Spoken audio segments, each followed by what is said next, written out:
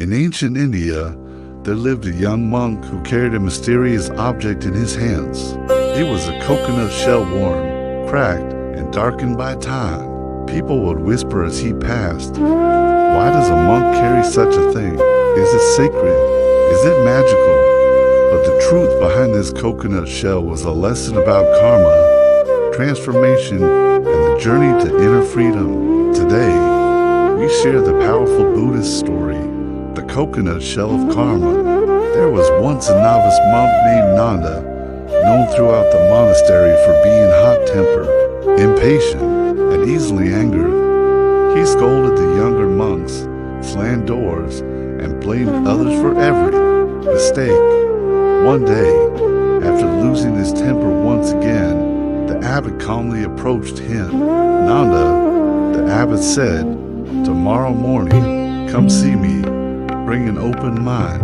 Nanda bowed reluctantly, unsure what awaited him. He felt a mix of anxiety and defiance, but he knew he must obey. The monastery was a place of peace, yet his heart was a storm. He spent the night restlessly, wondering what punishment or lecture his master had in store for him. Little did he know, this meeting would change the course of his entire life. The next morning, sunlight filtered through the trees as Nanda made his way to the abbot's quarters. The air was crisp, and the monastery was already buzzing with quiet activity. When Nanda arrived, the abbot didn't speak. He simply handed him an old coconut shell.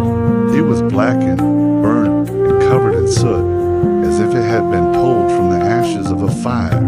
It felt rough and unpleasant in his hands. Nanda looked at his master, completely bewildered. "Master, what is this for?" he asked. The abbot's voice was gentle but firm. "This," he said, "is your karma. Carry it with you everywhere. Do not put it down, not for a single moment, until I tell you otherwise." Confused but obedient, Nanda bowed and accepted the strange, burdensome object. He couldn't understand the command, but he had no choice but to trust his master's wisdom. Day after day, Nanda's life became a struggle.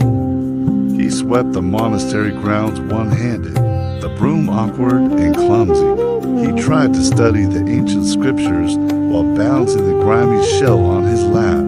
He walked awkwardly to meals, struggling to hold his bowl and the shell at the same time. The younger monks, who once feared his temper, now giggled behind their hands. Some avoided him, not wanting to be associated with his strange task. Others looked at him with pity. At first, Nanda's old anger flared up. "This is pointless," he muttered to himself. "Why must I carry this disgusting thing?" He felt humiliated, his frustration growing with each passing day. He complained to the abbot, but his master only answered with a calm, unwavering gaze. "When karma is created," the abbot explained, "it follows us, whether we like it or not. This shell is no different." Slowly, defeated by the abbot's persistence, Nanda became quieter, more aware, more reflective. The weight in his hand became a constant reminder, forcing him to think. One morning, as the sun rose, Nanda sat alone under a Bodhi tree, watching the coconut shell in his hand. He had been carrying it for months, and its presence was now a part of him.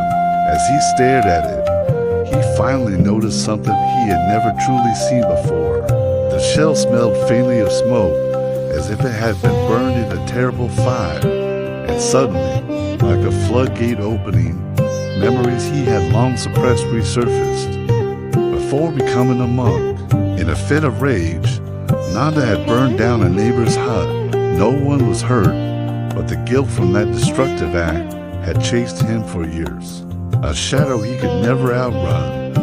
Tears began to form in his eyes and streamed down his cheeks. He finally understood. "So this shell is me," he whispered to the empty air.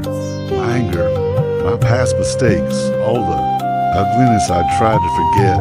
For the first time in his life, Nanda felt a profound sense of humility, a deep and honest recognition of his own flaws. The shell was no longer just an object, it was a reflection of his soul. Just then, the abbot approached quietly, as if he knew this moment would come. He looked at Nanda, whose face was wet with tears, and his expression was one of deep compassion. "You see now, Nanda," the abbot said softly, "karma does not punish, karma teaches."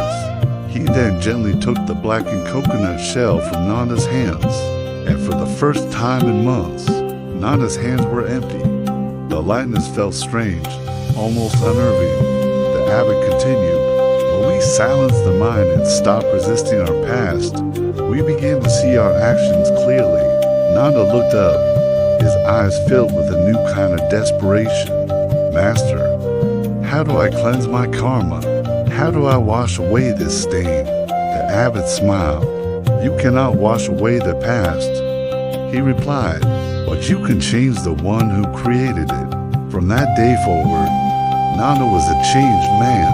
The anger that once burned within him had been replaced by a quiet determination. He listened before speaking. He patiently helped the younger monks with their chores, offering guidance instead of criticism. He meditated deeply, not just as a duty, but as a way to understand his own mind.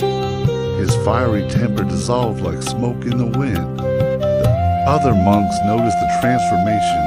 The once feared Nanda was now a source of kindness and calm. Eventually, after many months had passed, the abbot came to him again. "You no longer need the coconut shell," he said. "You have learned to carry your heart instead with mindfulness, compassion, and wisdom." The coconut shell was never a punishment. It was a mirror, a powerful reminder that our karma follows us, not as a sentence, but as a teacher. It is only when we face our past with courage and humility that we can be free in the end. Nanda discovered a profound truth. We cannot escape our past, but with every conscious action, we can transform our future. Thank you for watching. If this story resonated with you, please like, share, and subscribe for more wisdom to guide your journey.